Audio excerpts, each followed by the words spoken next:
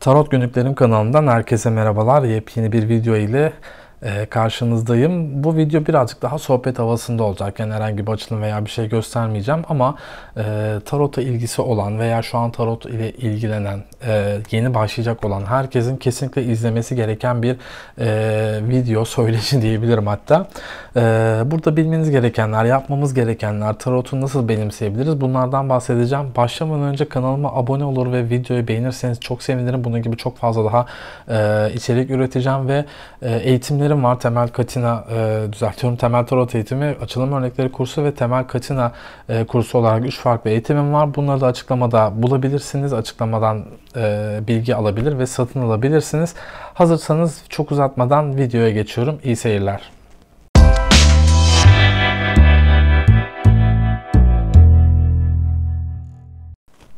Evet, şimdi başlıyoruz. İlk olarak zaten çok sembolik bir soru olarak tarot nedir ile başlıyoruz. Bu konuda çok fazla böyle detaya girmeyeceğim. Böyle tarihi süreçlerini falan anlatmayacağım. Zaten çok fazla var çünkü hani mutlaka az ya da çok bir bilginiz vardır. Ama tarotun bana göre en güzel tanımı bilinçaltı okumadır. Yani bilinçaltı okuma derken neyi kastediyorum? Bizim kendimizin göremediği veya başkalarının bizde göremediği şeyleri kartlar bizim önümüze resmen döküyor.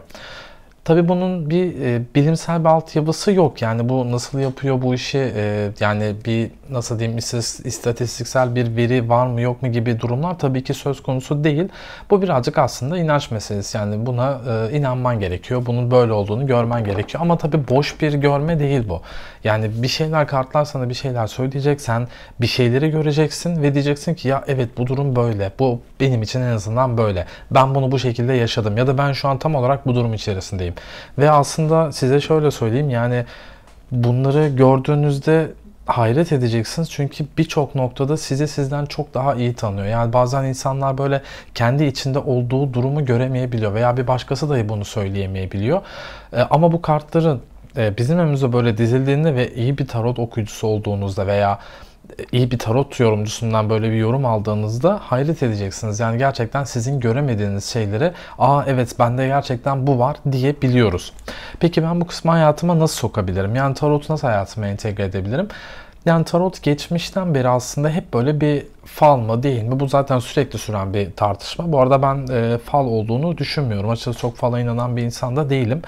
Burada zaten tarot bizim geleceğimizle çok fazla ilgilenmez. Tabii birçok yorumcu diyeyim veya birçok kaynakta gördüğünüz kişiler işte şunu tutturdum, böyle geldi, şöyle dönüş aldım gibi geri dönüşler yayınlayabiliyorlar. Açıkçası ben bunlara da çok fazla etkilenmiyorum, yani hani inanmıyorum demeyelim ama etkilenmiyorum çünkü yani kaç kişiye yapıldı, kaçında böyle bir geri dönüş alındı, bu gibi rakamlar ortaya çıkmadığı sürece ki çok doğru bir veri olacağını zannetmiyorum. O yüzden bu kısmı tamamen ayırarak söylüyorum.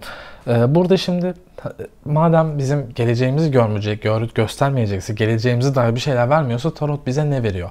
Bu konuyla alakalı benim duyduğum çok güzel bir hikaye var. Daha doğrusu bir öğreti var diyeyim. Tarot bir ormancının ormanın derinliklerine inmeden önce toprağı kontrol etmesidir diye bir hikaye duydum ben. Bir öğreti duydum. Ve bu duyduğum öğreti, bu duyduğum durum benim tarota çok daha fazla yaklaşmama neden olmuştu yıllar önce. Yani bu orta seviye aşamasında falan diyebilirim bunu. Bir ormancının toprağı kontrol etmesine benziyor. Ne demek bu? Yani uzun süre ormanda yaşamış veya bu konuda çok bilgili bir insan toprağa sadece dokunarak, ne bileyim koklayarak, ortamın kokusuyla ileriye dair bazı öngörülerde bulunabilir. İşte o toprak kontrol eder ve nem durumuna göre birazdan yağmur yağabilir der veya bir canlı hayvan görebilir, orada bir ayak izi görmüştür, bir şeydir yani ve buna uygun olarak senaryolar, yani seçenekler kafasında canlandırabilir. İşte devam edersem yağmur yağabilir ve geri dönmekte zorlanabilirim. Devam edersem karşıma bir ne bileyim ayı bir şey çıkabilir ya da herhangi bir durum yok, her zamanki gibi bu toprak ve devam edebilirim yoluma tarzında seçenekler çıkartır. İşte tarotun da burada tam olarak yaptığı şey bu. Yani bu ormancının vermiş olduğu seçenekler, görmüş olduğu seçenekler %100 gerçekleşecek diye bir şey söz konusu değil. Yani oradaki yağmur yağacak sonucuna çıktığında illa o yağmur yağacak diye bir şey yok. Tarot da tam olarak bunu yapıyor. Yani size bir şeyler söylüyor ve bunlar hakkında önlem almanızı veya bunları değiştirmenizi istiyor. Çok basit bir örnek vereceğim ve tabii ki de burada soru sorma da çok önemli. Yani işte hayatıma nasıl sokarım kısmında bu zaten çok önemli. Yani gidip de tarotu ben ne zaman evleneceğim diye bir soru sorarsanız eğer bu sorunun cevabını alamazsınız. Çünkü tarot bu şekilde işleyen bir sistem değil. Yani daha çok hani daha güzel bir gelecek yakalayabilmek için, bulabilmek için neler yapmanız gerekiyor, nelere dikkat etmeniz gerekiyor size aslında bunun cevabını veriyor. Yani şöyle düzeltebilirim. Neden bir ilişkim olmuyor? Bu mesela güzel bir sorudur. Ya da bir ilişkiye başladığımda, bir ilişkiye girdiğimde beni neler bekliyor, nelere dikkat etmeliyim tarzında sorular size çok daha iyi gelecek. Sizi karakter olarak da hani ilişki karakteri diye bir şey de vardır biliyorsunuz. Oraya hazırlayacak diyebilirim. Bunun dışında zaten bilmiyorum ülkemizde tabii ki de çok fazla rasyon belki başka ülkelerde de vardı bu biraz ama şu toksik ilişki diye bir durum var. İnsanların gerçekten hayatlarından zaman çalan ilişkiler var ve insanlar bir şekilde bundan uzaklaşamıyorlar. Bundan uzaklaşmak için işte geçmişte de hani çok kişiye bu farkındalığı yaratmış oldum yani bu da benim gerçekten sevindiğim bir şey. Yani birilerinin size bunu söylemesi gerekiyor ama bu birileri her zaman insan olmak zorunda değil. Bir arkadaşınız olmak zorunda değil. Tarot bu noktada size çok net bir şekilde o toksik ilişkinin nedenleri ve neden o kişiyi hayatınızda bulundurmamanız gerekiyor. Neden bu ilişki siz isteseniz bile kötü halde gidecek. Bunları da gösterebiliyor. Dolayısıyla işte sevgilimle aram düzelecek mi? Değil. İlişkimdeki problem ne? Bu tarz sorular ya da henüz ortada hiçbir şey yokken az önceki soru ben ne zaman evleneceğim? Yani bir nasıl diyeyim hayatınızda birisi yok. Birisinin olma durumu da yok. Öyle bir kişiyi de kendinize tanımlayamıyorsunuz ve tarotun ucu çok açık bir soru soruyorsunuz. Ya tabii ki de bunun cevabını çok büyük bir ihtimalle alamayacaksınızdır. Ve bu da ister istemez yani fal kısmından benim gözümde tabii birazcık ayırıyor diyebilirim. Yani sadece ilişki veya aşk olarak da bunu düşünmeyin. Bunun dışında daha bir sürü konu var. İşte iş hayatınızla alakalı yaşadığınız problemler. Bunları çok kolay bir şekilde tarota sorabilirsiniz. Ya da o an kendinizi kötü hissediyorsunuz. Yani bir şeyler hayatınızda ters. Bunun bazen biz bile adını koyamıyoruz. Yani bir şeyler beni rahatsız ediyor ama ne olduğunu bilmiyorum. İşte bu gibi durumlarda da tarotu çok güzel bir şekilde kullanabilirsiniz. Yani yaptığınız açılım size bir şeyler söylüyor. Bir şeyler yapmanız gerektiğini söylüyor ve aynı şekilde işinizde mutlu değil misiniz? Neden mutlu değilim diye sorduğunuzda size aslında sizi anlatacak. Yani sizde olan şeyleri size tekrardan geri anlatacak. Veya bir ilişkimde ben neden mutsuzum, neden ilişkim yürümüyor gibi sorularımızda bize çok güzel cevaplar verecektir. Ama tabii ki bunu abartmamak gerekiyor. Yani her dakika, her saat, her gün aynı konuyla ilgili açılım yapmak yani bu duruma birazcık şeklini değiştiriyor açıkçası. Buna da dikkat etmemiz gerekiyor. Şimdi bunlar bizim kendi hayatımıza nasıl sokacağımızla ilgili birazcık da tarottan bahsetmek istiyorum. Semboller oldukça önemli. Yani hatta çok çok önemli diyebilirim ama bu sembolleri tek başına değerlendiremezsiniz. Yani sadece bir sembole dayalı kart yorumu yapamazsınız. O yüzden ben genellikle öğrencilerime önce bir temel tarot bilgisini edinmelerini istiyorum. Yani çok böyle geniş kapsamlı bir geniş demeyelim de buna yüzeysel bir tarot bilgisinin mutlaka olması gerekiyor. Daha sonrasında işte astrolojisi, numerolojisi, sembolleri bunları da kullanıp daha derinlemesine yorumlar, daha derinlemesine açıklamalarda bulunabilirler. Ama bunun bir süreç olduğunu da lütfen unutmayın. Yani bazen görüyorum ben sağda solda hani özellikle sosyal medya taraflarında işte bir saatte tarot eğitimi işte ne bileyim bir ayda her şey bitecek, bir ayda bütün her şeyi öğreneceksiniz gibisinden yani bu işin gerçekten içerisinde olanlar yani bunu gerçekten takip edenler tarotun doğasının böyle bir şey olmadığını bilirler. Yani bu sadece ezberlemektir ve elinizden geldiğince kartları ezberlersiniz. Yani çok yüzeysel bir şekilde yorumlamalarda bulunup çok yüzeysel bir şekilde kartlarla iletişim kurabilirsiniz diyebilirim. Ama bunun bir süreç olduğunu ve hatta ömür boyu süren bir şey olduğunu da lütfen unutmayın. Yani ben 10 yıldır, 10 yıldan fazla olmuştur büyük ihtimalle tarot ile ilgileniyorum ve hala çalışmalarım devam ediyor. Geçmişe yönelik kaynaklara ulaşmaya çalışıyorum ve kendim yeni anlamlar bulmaya çalışıyorum. Yani bu öyle 3 ayda 5 ayda olacak bir şey değil. Zaten siz de zamanla ilerlemenizi göreceksiniz. Yani bunları da ilerledikçe yani geçmişe oranla çok daha iyi bir hale geleceğinizi zaten göreceksiniz. Tabi burada işte semboller, astroloji bilgisi, numeroloji bilgisi iyice girip kartları çok daha detaylı hale getirebiliyor. Bu detaylandırma da bize ne sağlıyor? Çok daha derinlemesine bir yorum yapabiliyoruz ve bu aslında tarotla ilgili bence en büyük sıkıntı bu. Yani çok net bir çizgi olmadığı için, yani bütün kartlar başka kartlarla yan yana geldiğinde farklı farklı anlamlar çıkartılabiliyor ve sadece diğer kartlarla yan yana gelmesi yeterli değil. Bazen yani bulunduğumuz ortamın enerjisi bile bizim farklı bir yorum yapmamızı sağlayabiliyor. Yani bunu da dediğim gibi kartlar üzerinde ne kadar çok hakimiyet kurarsak buradaki dengeyi de bu şekilde daha da iyi oluşturabiliriz. Şimdi bunun dışında aslında biraz bahsettim ama tarot bize ne söylemez? Az önce söylediğim gibi ben ne zaman evleneceğim sorusunun cevabını vermez.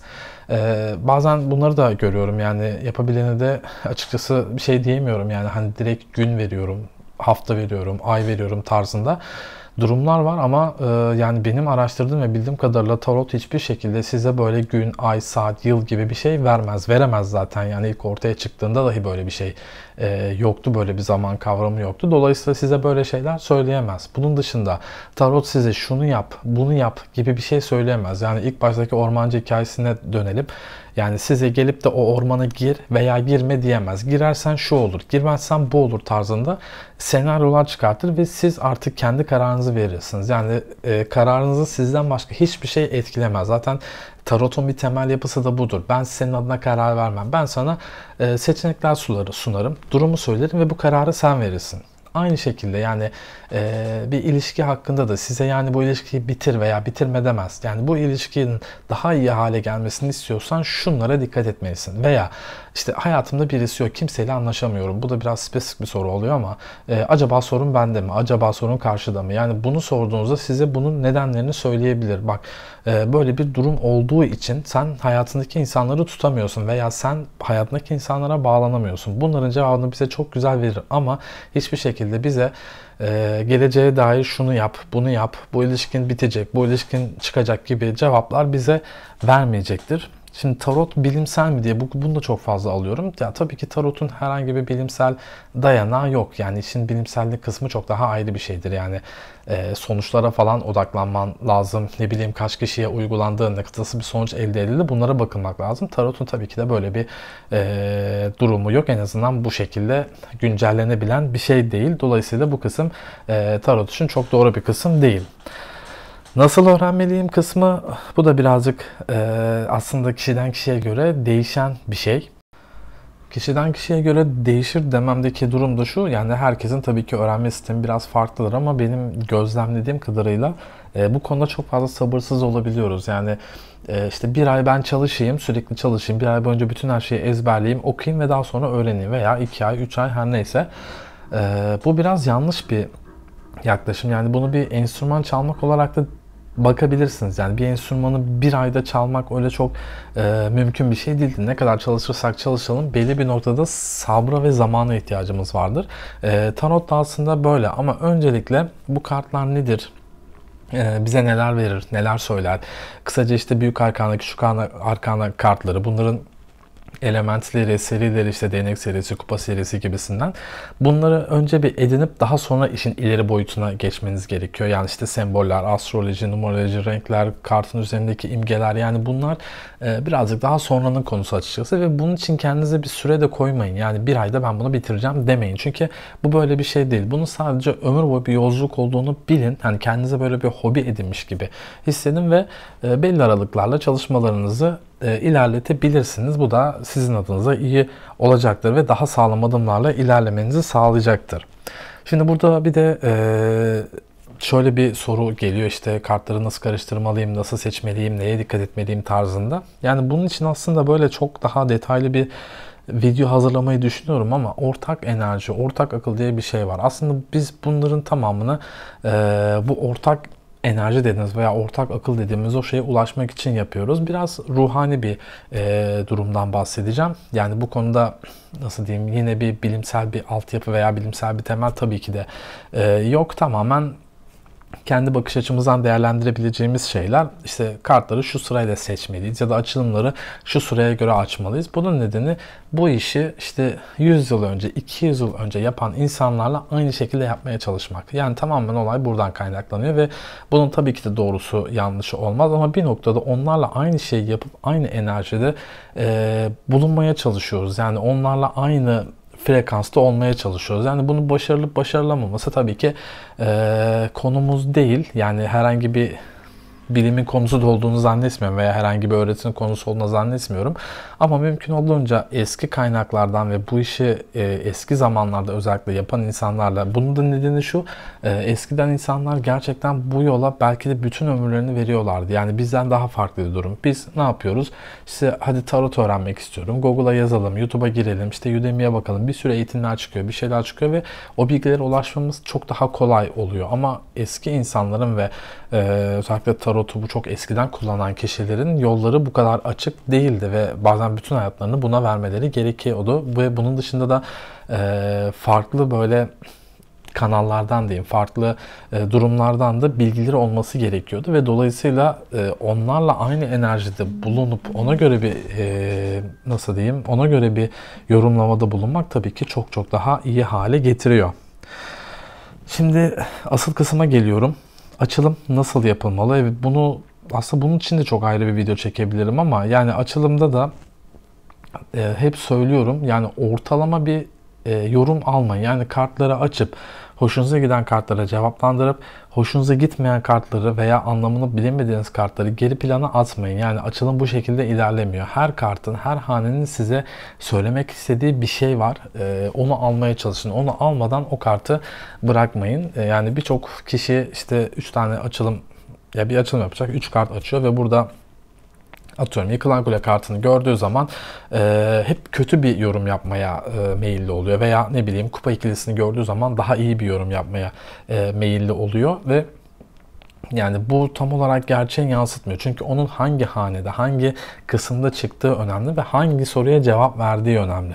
Açılımda da buna çok dikkat ederseniz, yani buna dikkat ederek açılımlarınızı yaparsanız, ki kanalımda bir sürü video var zaten bu açılımlarla alakalı. Onlara da bakabilirsiniz. Yani ne demek istediğimi daha iyi anlamış olursunuz. Ve bu sayede de daha güzel bir şekilde açılım yapabilirsiniz. Yani herkesin söyleyeceği gibi yorumlar değil de daha farklı şeyler işin içine katabilirsiniz. Bu videoda anlatacaklarım bu kadar. Umarım iyi gelmiştir, bir şeyler öğrenmişsinizdir ve bakış açınızı biraz olsun değiştirmiş veya daha iyi bir hale getirmişimdir. Tabii ki bunların hepsi benim kendi düşüncem, kendi ürettiğim, söylediğim şeyler. Bu konulara katılıp katılmama durumunuz da söz konusu olabilir. Bunları da ister yorumlar kısmında ya da bana direkt mesaj da atabilirsiniz. Beraber de çözebiliriz. Daha iyi hale de getirebiliriz. Katıldığınız veya katılmadığınız durumları belirtirseniz sevinirim. Kendinize çok dikkat edin. Umarım bana ayırdığınız vakti hak etmişimdir. Bir başka videoya görüşmek dileğiyle. Hoşça kalın.